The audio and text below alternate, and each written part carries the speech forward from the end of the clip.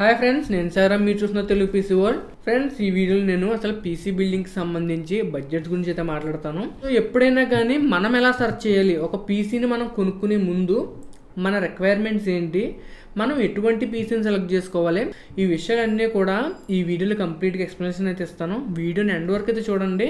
ఎందుకంటే చాలామంది, నేను ఎప్పుడైనా కానీ ప్రతి ఒక్కరికి యూట్యూబ్ ఛానల్లో ఏవైతే మోస్ట్ సర్చెస్ ఉంటాయో అవన్నీ కూడా మనకి రికమెండేషన్స్ కింద చూపిస్తూ ఉంటాయి.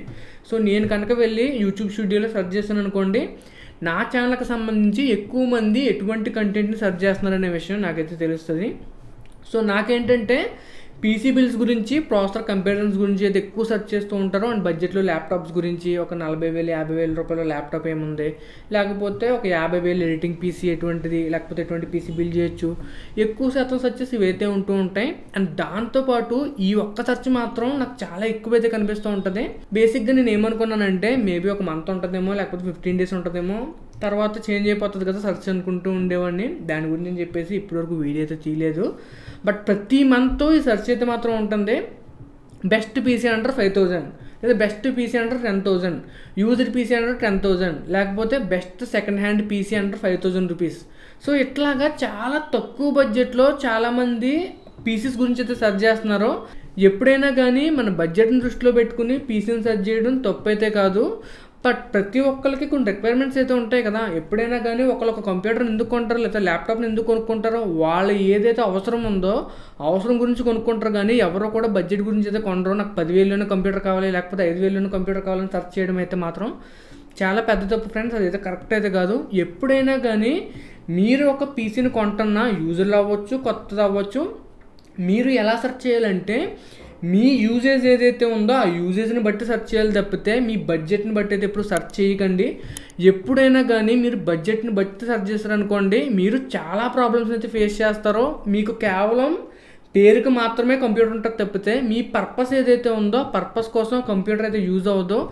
బేసిక్గా చాలామంది చేసే తప్పు ఇదే. వాళ్ళ కంప్యూటర్ బిల్స్ చేయించుకుంటున్నప్పుడు నాకు ఇన్స్టాగ్రామ్లో కూడా చాలామంది డిఎమ్స్ చేస్తూ ఉంటారు.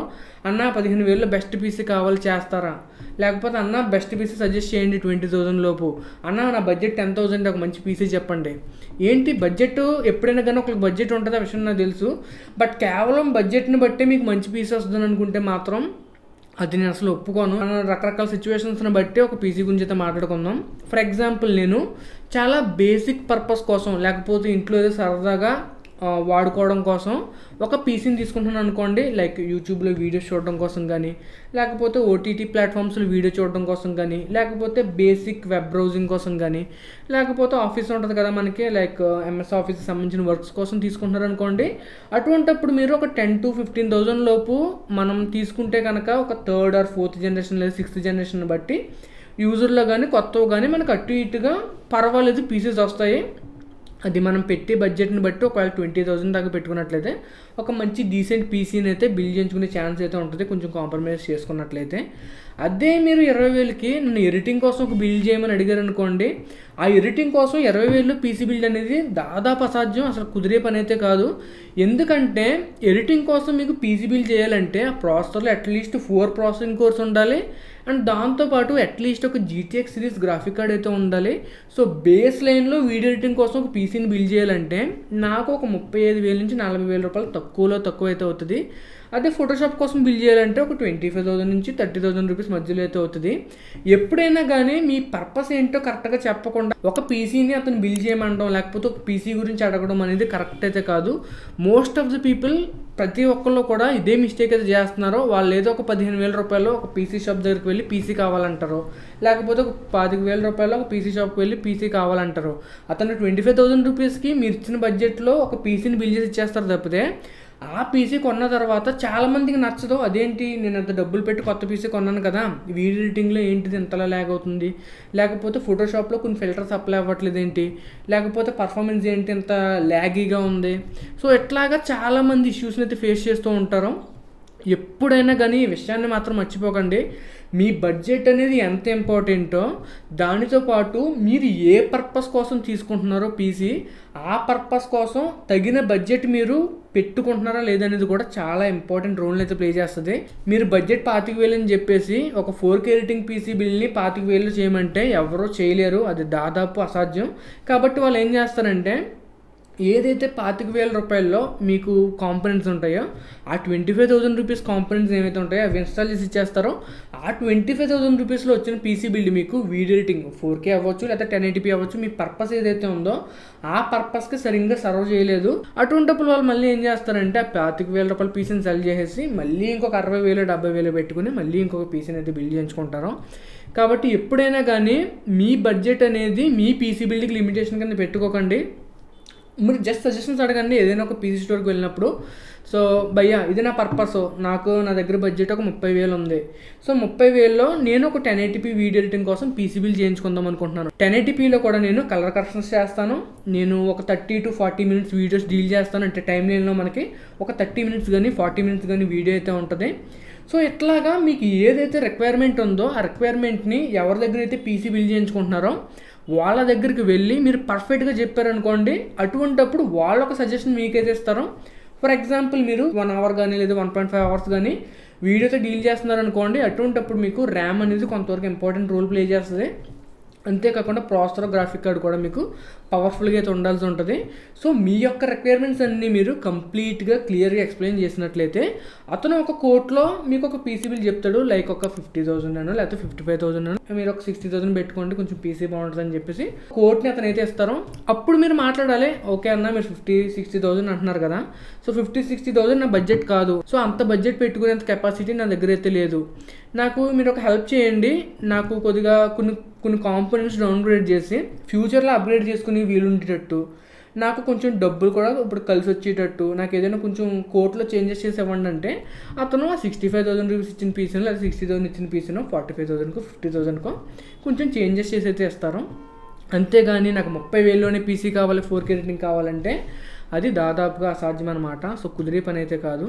ఎప్పుడైనా కానీ మనం ఎంత డబ్బులు పీసీ కోసం కేటాయిస్తున్నామో ఆ డబ్బుల్ని బట్టే మీకు పీసీ కాంపోనెంట్స్ అనేవి అయితే ఉంటాయి. నేను మీకు ఈ విషయాన్ని చాలాసార్లు చెప్పాను. మీకు 10,000 రూపాయల్లోనే గ్రాఫిక్ కార్డ్ ఉంది, 2,50,000 రూపాయల్లో కూడా గ్రాఫిక్ కార్డ్ ఉంది. సో 10,000 రూపాయల గ్రాఫిక్ కార్డ్కి 2,50,000 రూపాయల గ్రాఫిక్ కార్డ్కి డిఫరెన్స్ మీకే అర్థమవుతుంది. మనం ఎక్కువ డబ్బులు పెట్టుకున్నట్లయితే పర్ఫార్మెన్స్ ఎక్కువ ఇచ్చే గ్రాఫిక్ కార్డ్ ఇస్తారు. కాబట్టి మన వర్క్ ఫ్లోకి అది ఇంకా బాగా హ్యాండిల్ చేయడం లేకపోతే స్మూత్గా హ్యాండిల్ చేయడం అయితే జరుగుతుంది.